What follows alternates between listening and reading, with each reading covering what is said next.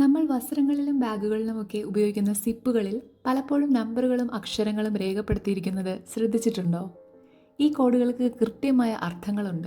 ഒരു സിപ്പിലെ നമ്പർ, ഉദാഹരണത്തിന് #3, #5, #10, അതിൻ്റെ പല്ലുകളുടെ വലുപ്പത്തെയാണ് സൂചിപ്പിക്കുന്നത്.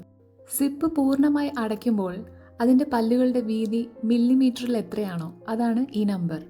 അതായത് ഒരു #5 സിപ്പിൻ്റെ പല്ലുകൾക്ക് ഏകദേശം 5 മില്ലിമീറ്റർ വീതിയുണ്ടാകും. ഈ നമ്പറുകൾ കൂടുന്നതിനനുസരിച്ച് സിപ്പിൻ്റെ ബലവും ഈടും കൂടും. അതുകൊണ്ടാണ് ബാഗുകളിലും ജാക്കറ്റുകളിലുമൊക്കെ വലിയ നമ്പറുകളുള്ള സിപ്പുകൾ ഉപയോഗിക്കുന്നത്. സിപ്പുകളിലെ അക്ഷരങ്ങൾ അതിൻ്റെ പ്രവർത്തനത്തെയാണ് കാണിക്കുന്നത്.